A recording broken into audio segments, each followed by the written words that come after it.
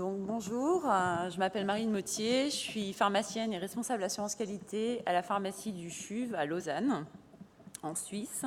Donc, je vais vous présenter notre nouvel outil qui vise à simplifier la réalisation des audits sur les conditions de stockage dans les unités de soins. Alors, après une présentation du contexte de la méthode, je vous exposerai les résultats ainsi qu'ils seront discutés avec une conclusion. Alors, un petit rappel pour dire que le pharmacien hospitalier vaudois en Suisse est soumis, comme son homologue français, au contrôle et à la surveillance du circuit du médicament. Et donc, ça inclut les modalités de stockage dans les unités de soins. Il doit le faire de manière périodique et doit surtout tracer ses contrôles vis-à-vis des autorités. Et ces contrôles, donc, devront pouvoir ensuite être visionnés. Donc, dans un établissement de taille universitaire, ces contrôles ne sont pas aisés. Pour vous situer justement notre établissement, donc, c'est un des 5 centres universitaires de Suisse, le plus gros employeur du canton, l'établissement de référence. Pour 1500 lits, le nombre de localisations de stockage dans les unités de soins est de 144. Donc, sans avoir d'outils adaptés, c'est difficile de planifier et de gérer en continu ces contrôles. Donc, dans un premier temps, nous étions partis sur un questionnaire standardisé que nous avions inclus dans un formulaire électronique de type Google Form. Et donc, ce formulaire avait été testé et présenté lors d'un précédent congrès. Ça nous a apporté de la standardisation, mais malheureusement, ça entraînait encore beaucoup d'opérations manuelles, aussi bien pour la planification, le suivi, la création des rapports PDF, leur envoi. Ça générait aussi pas mal de pertes de temps au niveau de la réalisation des statistiques avec l'extraction des données qui devaient être faites. Donc, pour améliorer cette situation, on a eu pour objectif d'avoir un nouvel outil. Et ce nouvel outil devait être intégré à notre gestion, simple, ergonomique, réactif et permettre aussi un élément collaboratif afin de faciliter notre travail. Donc pour cela, nous avons intégré ce questionnaire dans un outil qui s'appelle Califarm de la société Calichère. C'est un outil de gestion de la qualité sur mesure qu'on avait implémenté sur d'autres fonctions qualité depuis 6 mois dans notre PUI. Donc,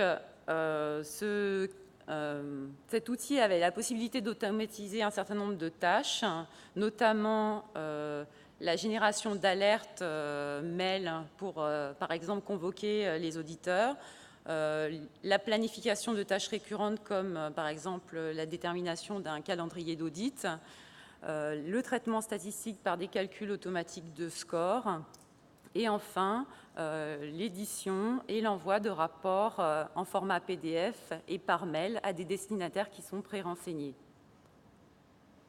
Alors, pour vous faire une photographie globale de l'outil, donc à partir de listes pré-remplies, notamment la liste des services qui contiennent l'ensemble des informations sur l'unité de soins, donc ces informations sont récupérées par le système et donc intégrées dans un calendrier perpétuel. Ce calendrier perpétuel qui fait office de planning permet ensuite de planifier les dates suivantes de manière automatisée et également de générer des invitations aux auditeurs sélectionnés. À la validation du questionnaire, cela crée automatiquement des calculs de score et édite un PDF qui est envoyé automatiquement aux destinataires qui sont présélectionnés.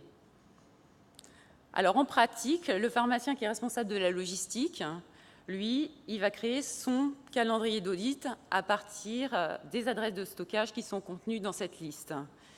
Cette liste, qui est une liste préchargée, il va en créer un par adresse de stockage. Ça va lui faire son calendrier perpétuel, dont il va définir une périodicité qui va être répartie. Nous, on est parti sur 3 ans, étant donné qu'on avait 144 unités à auditer. Ces dates prévisionnelles, au début de chaque année. Donc, ça va lui donner ses audits à planifier. Ces audits à planifier, il va attribuer des collaborateurs qui seront définis comme les auditeurs. Dès l'enregistrement du nom de l'auditeur, celui-ci reçoit une invitation par mail lui indiquant qu'il s'est vu attribuer un audit avec un lien vers le questionnaire direct. Et donc, ça définit les audits planifiés. L'auditeur qui reçoit son invitation va aller au sein de l'unité et puis récupérer des informations tout d'abord sur l'unité pour vérifier que les informations contenues dans la liste des services sont toujours à jour. Et puis ensuite, il va rentrer directement à l'aide d'une, on va dire, de son lien sur le questionnaire. Il va pouvoir entrer la date de réalisation. Dès qu'il rentre la date de réalisation, ça génère automatiquement l'audit à la périodicité qui a été définie. Et de même, il ouvre ensuite le questionnaire, et ce questionnaire qui pourra être rempli directement avec la tablette s'ouvre directement. Il peut réaliser ainsi l'audit dans l'unité. Si par contre, il n'a pas planifié l'audit dans les temps, et s'il n'y a pas de date de réalisation, il va recevoir une relance automatique qui lui indique qu'il n'a pas réalisé l'audit, et ainsi le pharmacien est également au courant que l'audit n'a pas été fait. Une fois dans l'unité, il va pouvoir ouvrir son questionnaire standardisé et répondre aux questions. Ce questionnaire standardisé est composé de différentes catégories de questions qui sont rassemblées en items. Donc ces questions sont pré-remplies avec une échelle de Likert. Et s'il souhaite commenter cette échelle de Likert, il a la possibilité de le faire dans une zone commentaire prévue à cet effet et aussi également de prendre des photos de la situation qu'il va également documenter dans cette zone de commentaire. À la fin de l'audit, cela lui calcule automatiquement un score par partie et un score global.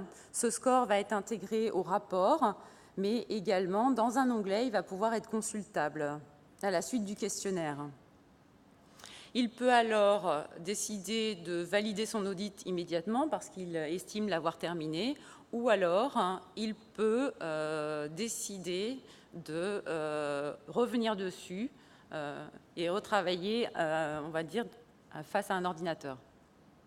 S'il décide de valider, dans ce cas-là, le PDF va se créer automatiquement avec le rapport d'audit et sera envoyé au destinataire qui était prévu par la liste du service en question.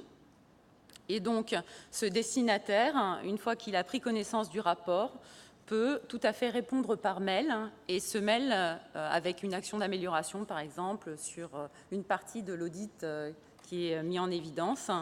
Et donc, cette réponse peut ensuite être tracée en fait, dans le questionnaire et peut être ensuite revue.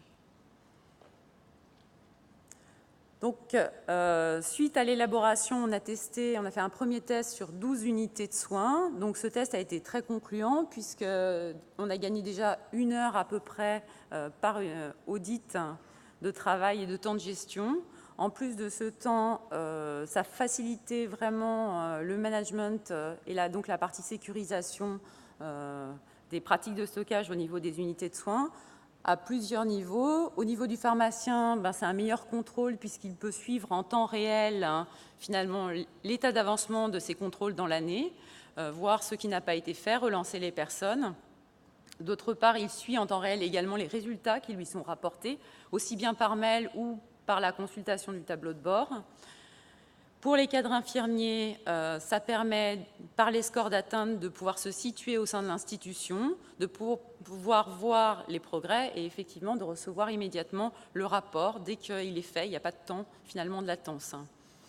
Et enfin, au niveau institutionnel, ça permet de capitaliser sur les bonnes pratiques, de pouvoir avoir une vision transversale aussi des points critiques, et ces points critiques peuvent ensuite être éventuellement intégrés dans une analyse de risque et puis dans un plan d'action institutionnel. Donc voilà, je vous remercie, à disposition pour les questions.